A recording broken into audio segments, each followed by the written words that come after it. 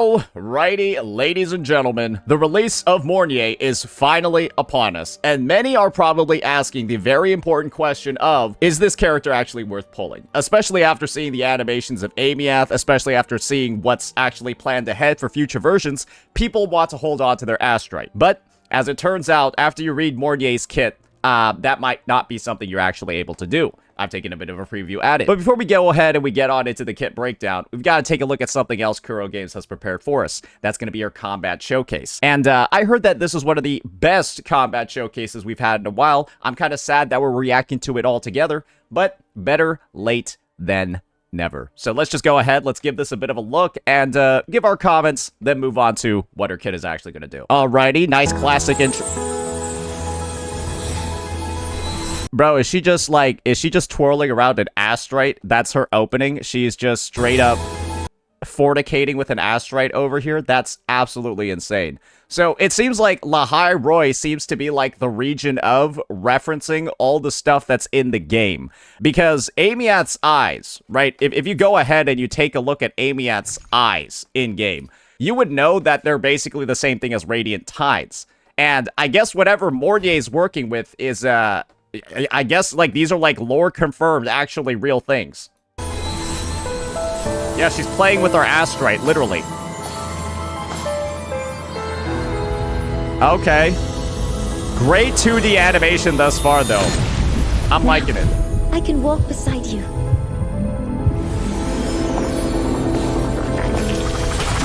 And, of course, they gotta have a big focus on her walking, because, yeah, the big defining characteristic of this unit is that she got, like, no real legs. Attack formation. Yeah. Target locked. Imagine if I told you this character was a support. I do like that focus that they put in the trailer on her, kind of like being very physically weak. This was something that we saw during the gameplay showcase, right, for 3.0 a couple of months ago. But I'm glad that they're making it such a pivotal focus over here in her showcase. Cover modules ready. Okay. Yep, she's in orbital cannon mode. Those heal, by the way. Access confirmed. Yeah, she's healing. Processing complete. Okay, there we go. I'll be honest here, right? I probably could be more excited for the animations that we've been seeing on the screen, but let's be honest, guys. The time has already passed for that. But let's see the tacit mark reveal. That one kind of cooked. Let me see that again. This is my favorite part of every single combat showcase. Seeing how Kuro Games is going to innovate when it comes to the tacit mark. Okay, she got like a little orbital cannon going up. It's kind of like a, it's almost like a firework. That was all right. Hear my queries. Now we got her liberation. Boom. Oh, that's cinematic though. Oh, I really like that. I like that outro. Wait, they're giving us a whole 15 seconds of her showcase. Okay, what's going on here, bucko? The first time. Yeah, I already know. I saw the true night sky. Yeah, I already know what people are about to say. That was my prayer. But you know what? Actually, now that you know what, I'm actually okay with that. That was probably the most like tasteful foot presentation they probably could have done. Okay. This frame literally changes everything. Yeah, no, this frame literally changes everything. Now I can safely say it is like actually for the plot. Bro, she's in like a goddamn like incubation device. Like I assume this means that if she doesn't go into this every night, she like melts. Yeah, she like shrivels up and like dries up and like disappears. So, yeah, you know what? That's fair enough. Fair enough, Kuro Games. I'll let you get away with this one. I'll let you got bathwater and feet in one go, and it's lore friendly. Lore friendly bathwater and feet in one go. That's it is what it is. The main takeaway over here is that there's a lot of health concerns when it comes to this unit. She's probably in the worst physical condition on the roster. And when you consider that resonators are supposed to typically be like healthy, they don't really like age at the same pace as normal people. They're like constantly in shape, like they can't like gain weight or anything because they burn so much energy. It's odd, right? It's kind of odd to see a unit that has this many health issues. And the crazy thing is that she's actually like tanky in game. It's a bit of a dichotomy, but don't worry. We're going to get ready to explore her kit together because we've got the official kit reveal of Mornye over here. And it's time to, well, just go ahead and get right on into it. Profile reveal. Mornye. I am Mornye. Research is, okay, she's a nerd. Let's just get some of the baseline details down. She's gonna be a fusion broadblade. Everyone is pretty cognizant of that. And the fact that she's fusion is gonna give her a lot of advantages. And the main advantage that she's actually going to have is the number of team comps that she's going to have available because she's fusion and Lupa exists in the game. And one of the big weaknesses of Lupa is the fact that she can't use a Shorekeeper on her team and access her full fusion buffs. But if Mornye has similar buffs to Shorekeeper and is also fusion, you can probably guess where this conversation is going to go. So just keep that in your back pocket as we go through. Just something I wanted to point out up front, because if you do have Lupa, this character automatically has insane value. So let's go ahead. Let's keep reading. For her Ascension material, she's going to have the Burning Judgment from the Husk boss, which you can fight right now, and Gemini Spores, which you can go collect right now. So there should be no issues pre-farming for this unit. Everything she needs is farmable in game. Just look up where it is. For the skill upgrade materials, well, it's pretty clear what's going on over here. You can farm all of these too. And for the weekly boss mats, Kuro's very nice. You've been able to farm these since 2.0. So Netherworld Stair, Hecate boss mats, very easy to work with. Now let's take a look at the combat roles. And this is where you're probably going to get the feeling of, okay, this unit probably is the next Shorekeeper. Some could consider her to be the next Shorekeeper, or she's going to be a big Shorekeeper alternative. Fill the same role on the teams. She's got support and healer, damage amplification, tune rupture response, tune strain response, and off-tune buildup efficiency. So basically, she does a mix of Shorekeeper, but also supports the tune archetypes at the same time. Now, let's get into some of the specifics behind her attacks. And just so you all know, when it comes to these overviews, Kuro does a simplified version, then a more detailed version. We'll be looking at both. The simplified version is going to go a bit faster because there's not that much to actually break down. For her normal attack, her basic's going to deal fusion damage. Her heavy attack's going to consume stamina to deal fusion damage. Her mid-air attack is going to plunge and you get the drift. And then her dodge counter will let you deal fusion damage after a dodge. You can kind of see over here. Ground state calibration is not very exciting. Now let's move on to the resonance skill, and this is where she actually has a special parry move. You might have seen one of these before. Basically, she heals everybody when she's on the ground and enters a parry state, and after a successful parry, she performs a counterattack and reduces the cooldown of that parry skill. So as you see, this is something that you can kind of like actively use in combat. Maybe you switch to Mornye in the middle of your sub DPS's rotation to hit this sick parry. I don't know. But that's kind of cool for a support character to have. Something that's a bit more interactive and on the field. Especially when you consider something like a Verena, a Shorekeeper, or even like a Baizhu, where you kind of just interact around the enemy and, you know, just kind of not get hit. This, it'll let you parry an attack. She's also going to have a mid-air resonance skill. And this one's just going to heal people and deal damage. Not as exciting, but you probably don't need a parry if you're in the air yourself. Now let's move on to a Resonance Liberation, and this is where stuff's going to get pretty interesting. Deal fusion damage, but Mornye's excessive ER increases this skill's crit rate and crit damage, and casting the skill destroys an existing field and generates an enhanced field. You'll see more about what her field does and how to trigger it in her Forte. But as you can see over here, she actually has a nuke built into her kit, and as you can see, the scaling on this nuke is very similar to Shorekeeper's.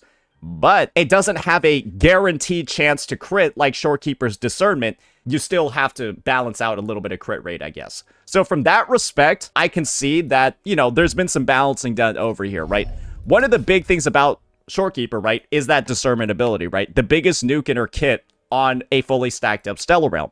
And this thing is guaranteed to be a crit with no investment. But as you can see over here, there are some requirements on this one. So we'll just have to see what the fine tuning is, but I'm glad that there doesn't, you know, she doesn't appear to be just straight power creep over Shorekeeper. There's been some balancing done here. We don't know about how to generate a regular field, but we can find out what a enhanced field does. So this is just a preview of the buffs she'll be able to provide after using her liberation.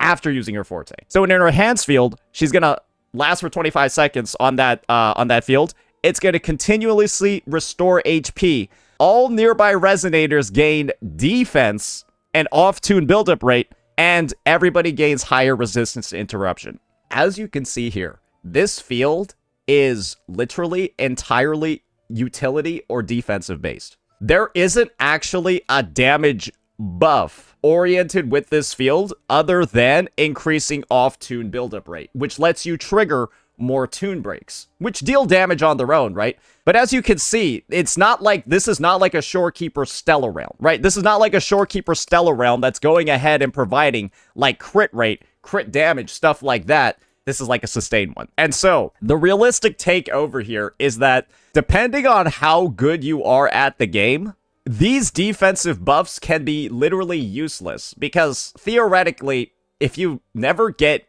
hit, what's the point of defense continuously restoring HP and getting interruption resistance? However, this also means with interruption resistance, certain characters that like muscling through attacks, they might get some benefit. And we all know a couple of people on the roster that really like muscling through attacks. Ever gotten interrupted on this unit before? Kind of annoying, isn't it? Yeah, ever gotten interrupted on this guy before? I'm ready. Ever gotten interrupted on her? Yeah, there's a lot of characters that can get interrupted. And so having this built in can be a way to increase your DPS as well, but you got to be a little bit creative with it, right? That's just something that I wanted to point out, just something to keep in mind. Now let's read her Forte. And this is actually where the majority of her kit is. Mass energy equivalents.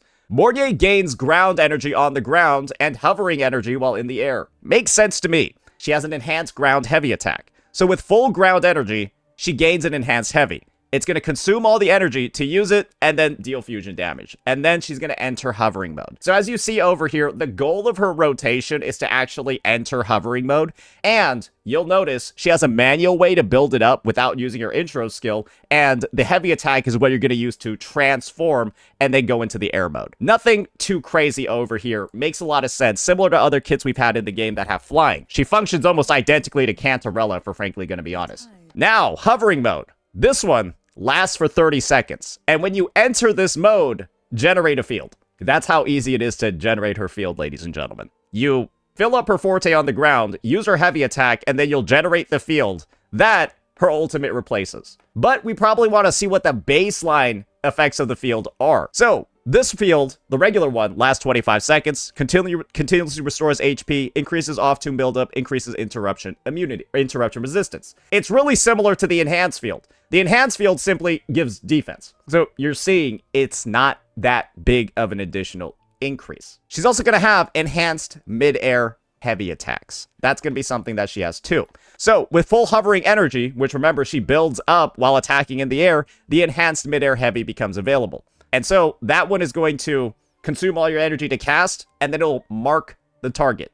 And when you deal tune break damage to a marked target, you inflict an enhanced marker. And when enemies have an enhanced marker on them, they take more damage when they have tune rupture or tune strained as an effect. So this is where, unfortunately, I'm starting to have some issues with Mornye's kit. Because, as you can kind of see, one of her only damage boosts, kind of like her only damage boost in her kit, is tied to characters with tune rupture or tune strained. That kind of needs to be on them for the only damage boost in her kit to activate. Because as we saw before, she kind of doesn't have anything else in like her Forte and stuff like that. It's off-tune buildup rate and defense. So you can kind of see what's going on over here. You will not have this entire part of her kit, marker, enhanced marker. It just won't be there unless you have Linnea on the team. That's just what it is. It's just not going to be available. People, however, are saying she can't start the team's rotation. No, she can start the team's rotation. This is why. This marker lasts for 8 seconds. You're going to end the rotation with this attack, and so you'll have 8 seconds in Linnea's rotation to activate her photochromic flux. Linnea's rotation lasts like 7 seconds. So if this is the last attack that you use and then you go onto Linnea, you will easily trigger any of her tune effects if you're not breaking her rotation completely, because she triggers them actually quite early on in her rotation. So you will be able to do it. It shouldn't be an issue, but the main takeaway is that you need Linnea to actually make this happen. Now, this is where you can see that, yes, you won't have any troubles applying this. When a target with a marker or enhanced marker is defeated within a certain period of time, whenever a resonator in the team deals damage, Mornye marks the target's hit. So, yes, even if you are in multi-wave, Mornye will persist in marking the enemies, much like how Chisa continuously applies Havoc Bane when you kill targets. So, yeah, the same thing is happening over here. You should have permanent mark uptime if you're not, again, breaking your rotation. Now, the last thing that she's going to have is a Tune Rupture response. And if you're familiar with how Tune Rupture responses work, those are essentially additional attacks that trigger when you tune break the enemy. So basically, if you respond, you'll additionally do that attack as well. So if you have Linnea and Mornye on your team, they'll both do their Rupture attack when you tune break the enemy if they have Tune Rupture strained on them. Make sense? I feel like it's pretty simple. Now let's move on and take a look at the intro skill. Deal fusion damage and enter hovering mode. You're probably seeing how easy her kit is to play now. You're going to start off a baseline rotation, trigger hovering mode manually, but then every rotation afterwards, when she gets an intro skill, you'll just skip the ground transition and you'll just start off in the air. So it should be a very fast second rotation. Maybe the first one's going to be a little bit slower. We'll see, but you'll basically be able to skip that ground transition. Now let's see the outro skill. Recursion. Resonators in the team gain all damage amplification for 30 seconds. This is the second offensive buff that she's going to have in her kit. One's going to be in her outro, and the other is going to be tied to Tune Rupture or Tune Strained. So do keep that in mind. She's still going to have some baseline buffing ability, but kind of like the only damage boost if you're not running Tune Rupture or Tune Strained is going to be on her outro. Now we got her combat guide, and as you can see over here, this is probably one of the shortest ones ever, because her kit is not complicated at all. You enter hovering mode with a heavy attack after building up energy doing attacks. Then you go into hovering mode, build up energy doing attacks, use your liberation, and then use your heavy attack and then switch off. Basically, that's like it. And then on our second rotation, you'll skip the whole ground thing because you'll intro in the air. Basically, I think that this is going to be one of the simplest to play units in the game. It'll be very easy to get a lot out of her. And when you look at the extended skill descriptions that we're going to have, not a lot is actually going to change. So we'll just go ahead, we'll just dive into those. Basic attack. 4 consecutive attacks, they all deal fusion damage. Heavy attack, same thing. Consume stamina, deal fusion damage. However, she will have new basic attacks while she's in hovering mode. This one's going to be a 3-hit attack chain. And remember, these are the attacks that you're going to be using to build up your hovering mode energy to use that special attack that marks everybody. She's also going to have that plunge attack over here that we were looking at before. She's also going to have the dodge counter. That's just going to advance her basic attack chain. Nothing too crazy over here. She is also going to have, though, a dodge counter in hovering mode. And that's just going to advance her to the 3rd stage of her 3-hit attack chain. The other one just advances her to the 2nd of her 4th. Nothing too crazy over here. Once again, you really like dodging on characters like this. For example, on Shorekeeper, when you're trying to get the fastest rotation possible, what's the best way to do it? Weave dodges into your rotation because enemies are typically going to attack the second they spawn in like TOA or Weewa, right? And, well, this character usually starts off the team's rotation, and Mornye will too. So make sure you use your dodges, get that concerto boost, and move on. Now we got the resonance skill. This one's going to be that parry attack, right? But we got some more specific details on how that parry works. So she heals everybody, and during her parry, she reduces damage by 100%. That's one of the best damage blocks in the game. It is the best. You can't get better than that. Switching to another person cancels the ability immediately, so you can't, like, quick swap with it. If attacked, you're going to exit the state and then cast her counter. And if not attacked while in the parry state, you can press normal attack to exit the stage and use her second basic. So you can also use it as a bit of a way to advance her basic attack chain too, and get to the more, not necessarily damaging, but more concerto boosting parts of her attack chain. So that's probably going to be a good way to optimize her rotation, simply canceling this parry and advancing her attack chain. Optimal solution is just going to be that parry attack move. It's just going to deal damage, and it's also going to apply a stagnation effect. So if you do get this hit, you're going to CC them. That's pretty good. Distributed Array. That was just going to be her hovering mode skill. And once again, this one just deals damage and heals people. So I kind of view this one as a, hey, give me some concerto, please. But other than that, I don't know what else you're really going to be doing with it. Now we got a Resonance Liberation. And this is where we're going to get some of the details regarding her scaling. Attack the targets, deal fusion damage, and for every 1% of Mornye's energy exceeding 100%, this skill gains 0.5% crit rate and 1% crit damage. If you haven't understood what this means yet, you want 260% crit rate. And I've actually, because Mornye Sonata has been in the game like forever, I've actually like pre-farmed a set. Yeah, I've actually like pre-farmed a set completely. And so as you can see over here, right, with ER,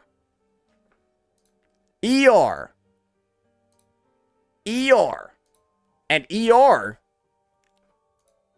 if you have a fifth ER roll, right, on like something like this, if you got like a fifth ER roll, and I'm glad I rolled this, I rolled a healing bonus and a crit damage one. I'm glad I rolled the crit damage one because, well, she's gonna want crit damage, right? With 5 ER rolls and a level 90 Discord, you will reach the cap. So yeah, as a completely free-to-play level of investment, right? You can tell I'm kind of not being particularly very picky here on some of the subs. Some of them are all right, like this bad boy, but other ones are just like, okay, what are we doing here, right? It's pretty easy to get 260. And when Discord's a free weapon that many people have gotten at least one copy of by now, this effectively means you won't need her signature to max out her damage. Just keep that in mind. You can also run anything you want in the 4 slot as well. I would personally go with crit damage because it seems like her ability is going to crit and it could deal a decent amount.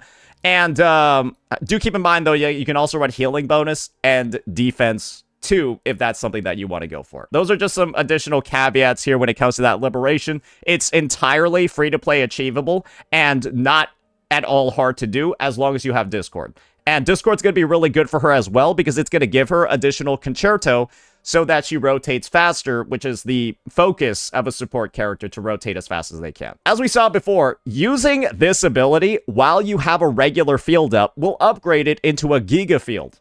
And so the Giga Field doesn't really do that much, right? It gives you defense, and then increases your off-tune buildup rate, gives you interruption resistance, and then increases healing.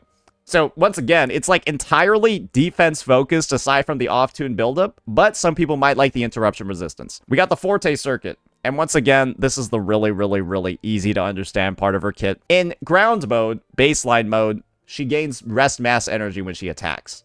And when she gets max points, her heavy attack is replaced with Geopotential Shift, and that simply moves her into wide field observation hovering mode. Really simple. And wide field observation mode lasts 30 seconds when she enters it. An intro skill is another way to go right on into it. And when that occurs, you can see she's got a lot of complication in her kit. I've already talked about it. She's got a 3-hit basic attack chain. She's got a second Forte Circuit that goes up to 100 and then has the heavy attack inversion that marks. And then this is a part that wasn't mentioned in the Simplified Kit. When moving, she consumes stamina. And stamina cannot be recovered in wide field observation mode. Do keep that in mind. You can't recover it in wide field observation mode, so you can't just goof around in here forever. And while dodging with the directional input, Mornye starts to fly at speed, which lasts up to 10 seconds or until stamina is depleted. And when Mornye is hit or launched in the air, she can dodge to immediately recover and consider that a successful dodge. And it can be considered up to 3, or it can be triggered up to 3 times in her rotation. So she kind of has like a built-in like Shorekeeper dodge, but I think it's only dodge recovery, but I think it's only for like herself, which is a little bit interesting. But I guess if she's flying, you want to make sure she's not like getting knocked to the ground, which is, you know, which can really destroy your rotation timing. When you press jump, Mornye will slowly descend And before she lands, all the attacks are going to be unavailable. And if jump is pressed when Mornye runs out of stamina, she just exits the mode. As you can see over here, this is just a lot of details on the actual flying part of her kit. Just keep in mind that her rotation is not going to be long enough to run out of this energy or to run out of this stamina in normal gameplay. This is just like, this entire segment over here is just like overworld mechanics. But do keep that in mind if you do plan on using her there, because she does seem like she's going to be a great overworld unit, because she fucking flies. Now it's time for us to have a bit of a conversation about one element of her kit that I feel like a lot of people are beginning to talk about because they might be a bit worried about it. All you need to do is go ahead and take a look at the pinned tweet, right, over on Jeff Keighley's Twitter page, right? It's Amiath.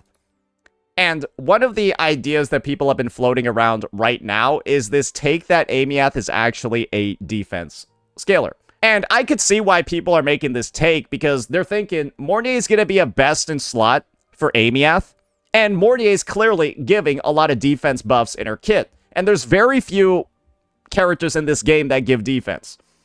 Right? Yan Wu and Tao Chi are the characters that give defense in this game. This is my take on why I don't think Amiath is going to be a defense scaler. The two Sonata sets, which are obviously for the new units. This one's for Linnea, and it boosts attack based on Tomb Break boost.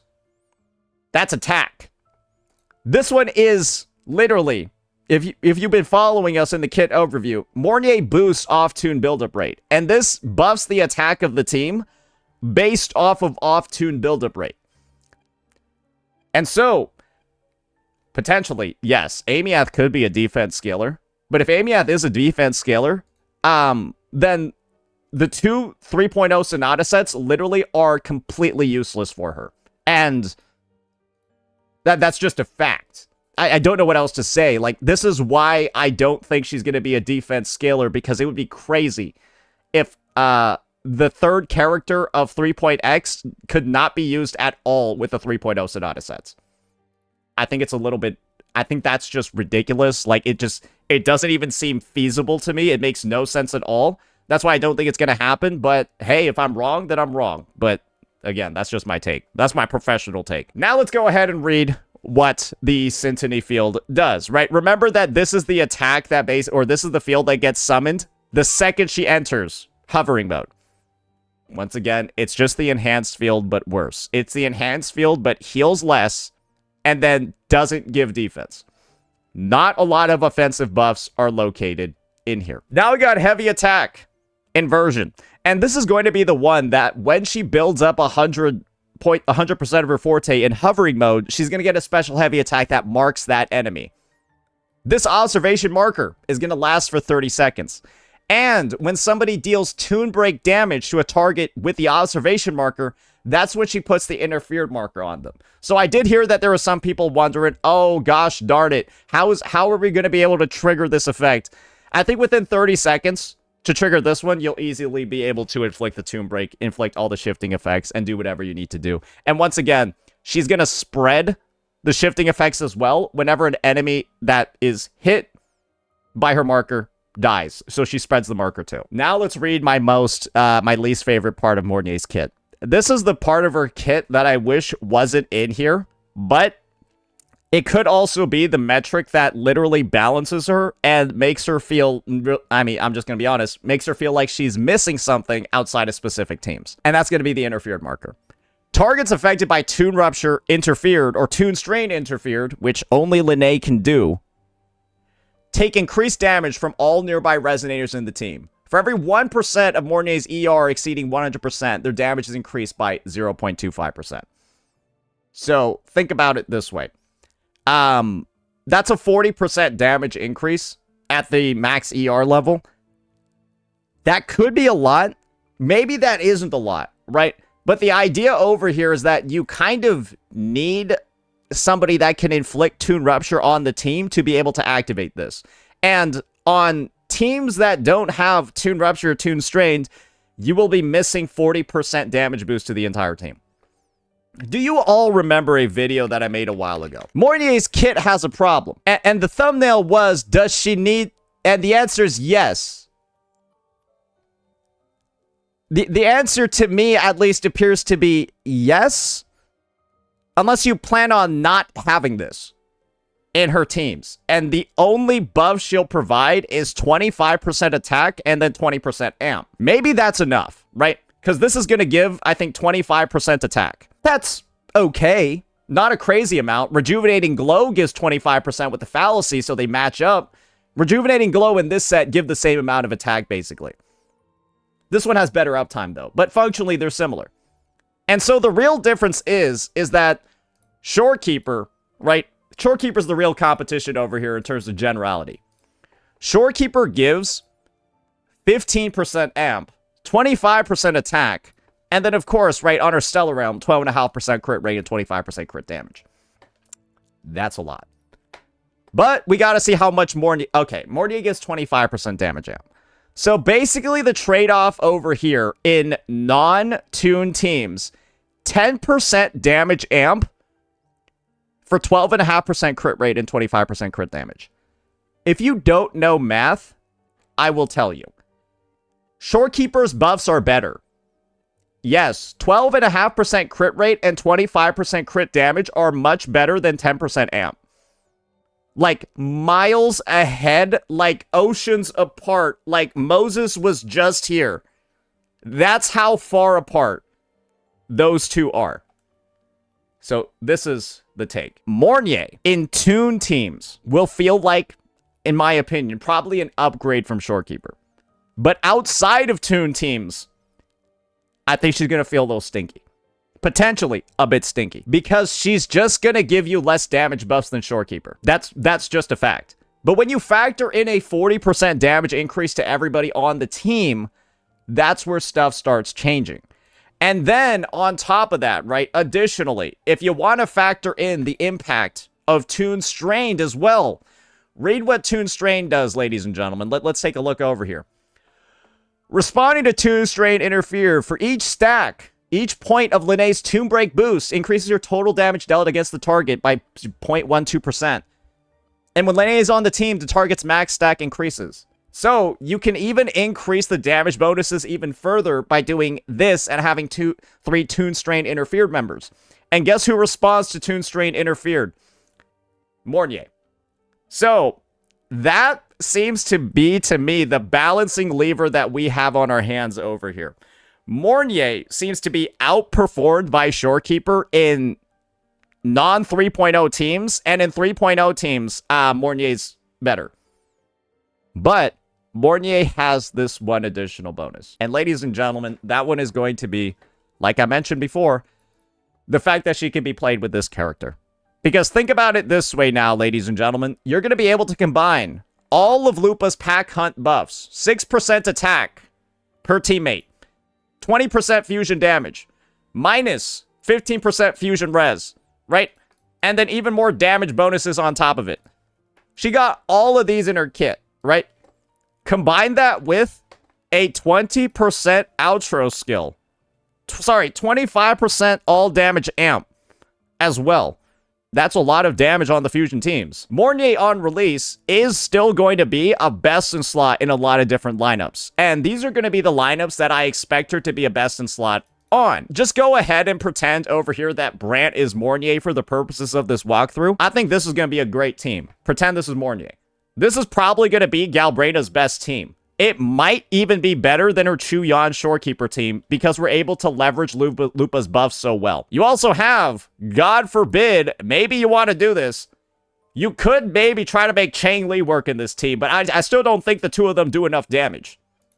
And then, of course, right, let's pretend Chang Li is Mornye here.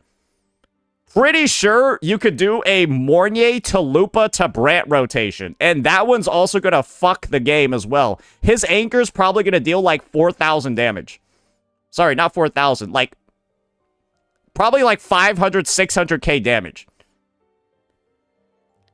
It's going to be a lot. More than 400k. Mine hits like 400k. I'm just imagining a universe where this Brant's anchor hits an enemy. You can probably imagine it's going to deal... This is S0R1, by the way. You can probably imagine that's going to deal a lot of damage. But that's what makes Mornye such an interesting unit.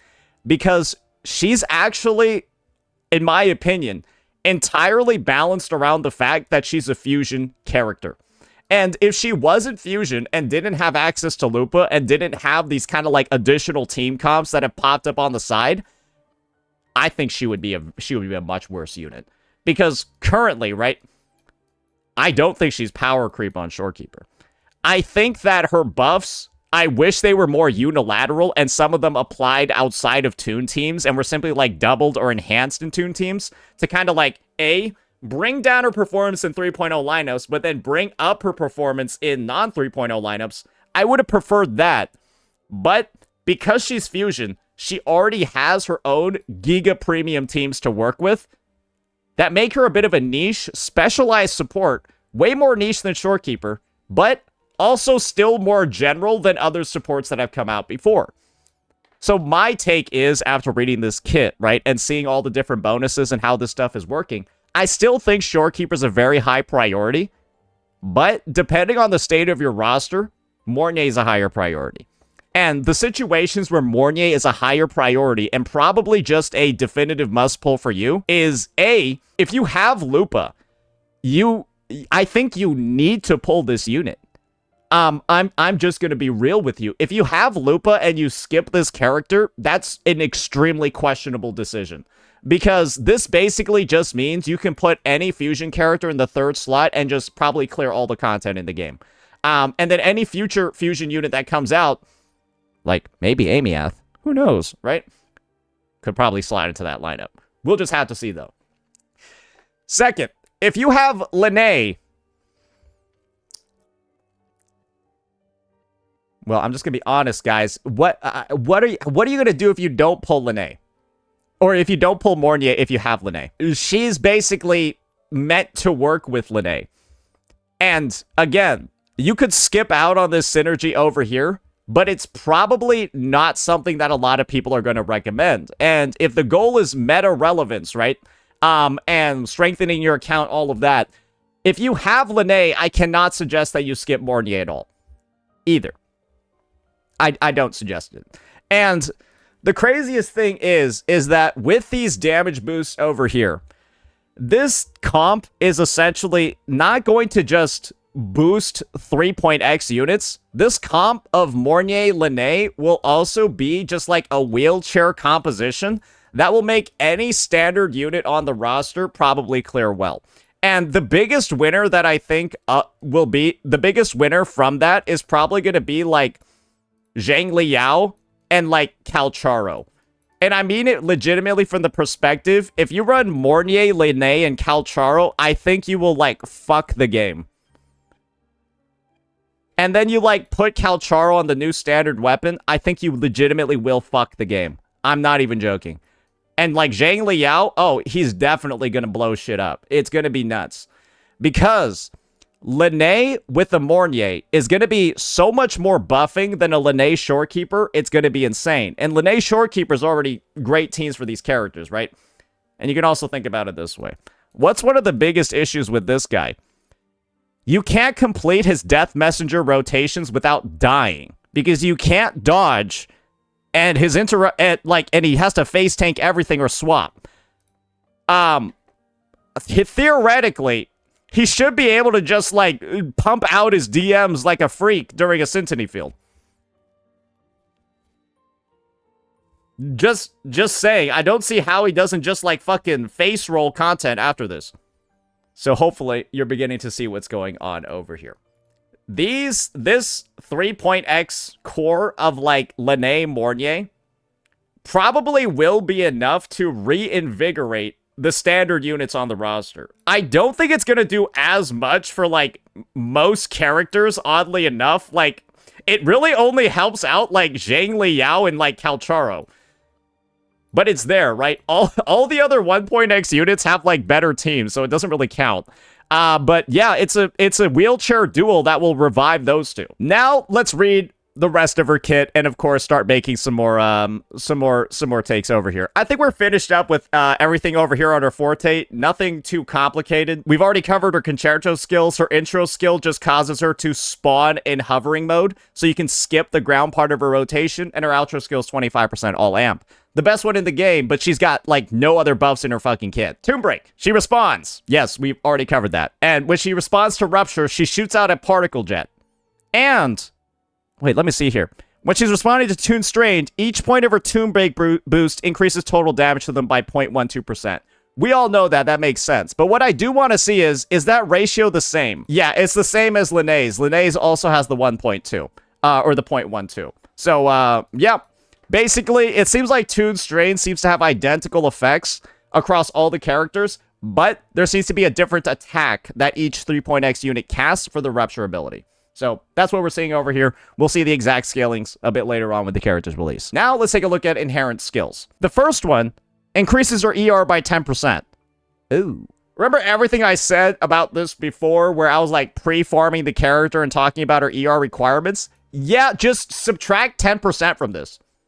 Yeah, you can just skip a substat. Yeah, so I don't need this one anymore. I'm just going to show you actively what I'm doing. I don't need this shit no more. Yeah, I guess I'll put on this one. Yeah, I don't need that 6% anymore. So I will now be at 264%. Because her inherent gives 10 by itself. Casting intro skill Convergence restores 20 points of concerto energy. Ooh. So that's why she's able to skip her ground hover mode rotation very easily. She'll just generate concerto.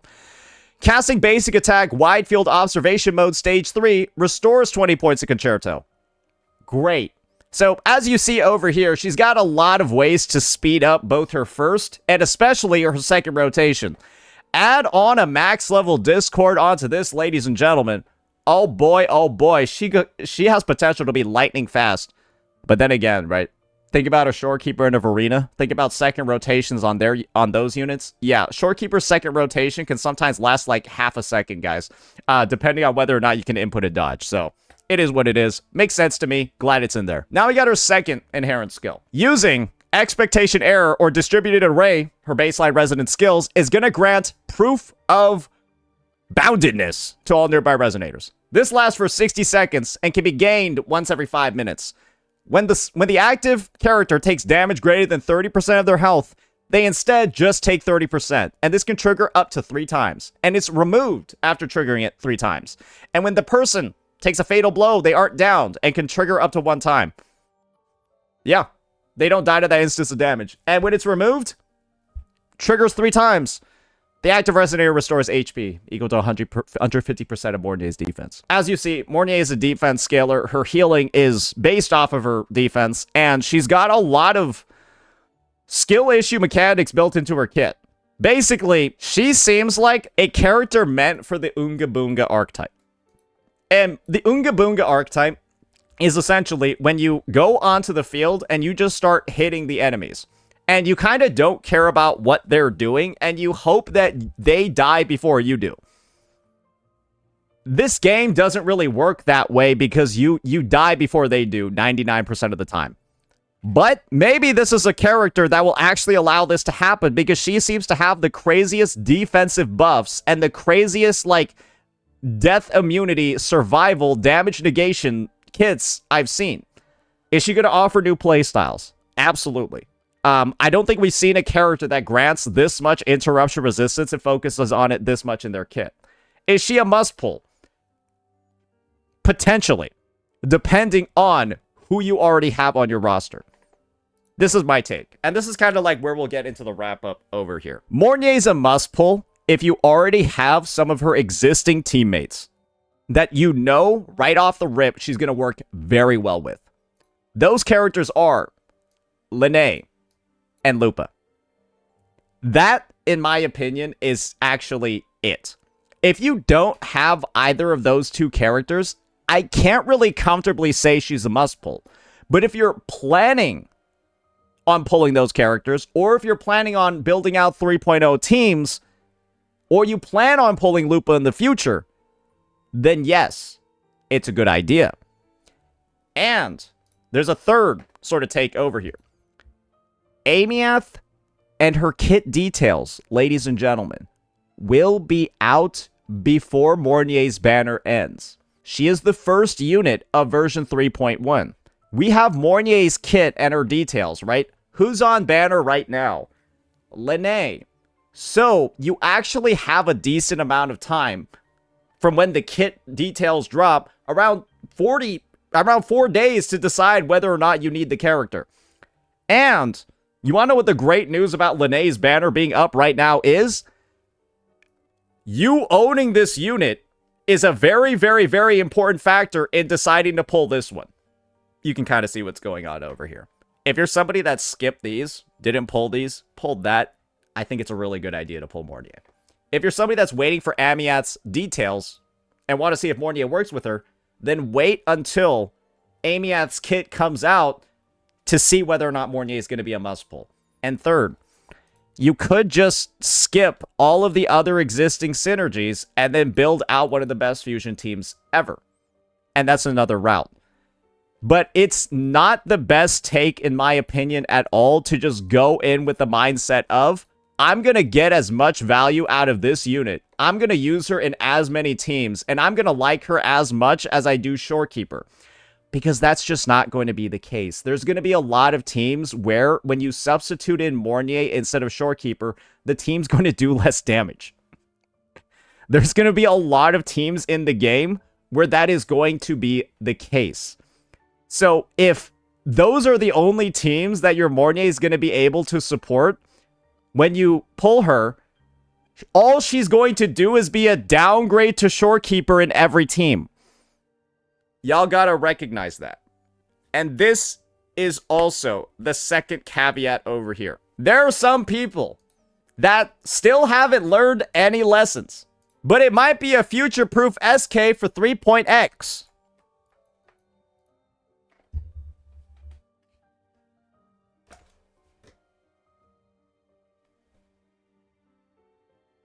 If you don't have Lupa and you don't have Lene, Mornye is going to be worse than her. Because then you will have no team. Guys, I'm telling you, if you don't have Lene or Lupa, this character is easily going to make all your teams worse by slotting her in. We've looked at, like, the details of her kit. Her buffs are way worse than Shorekeeper's and potentially worse than Verina's.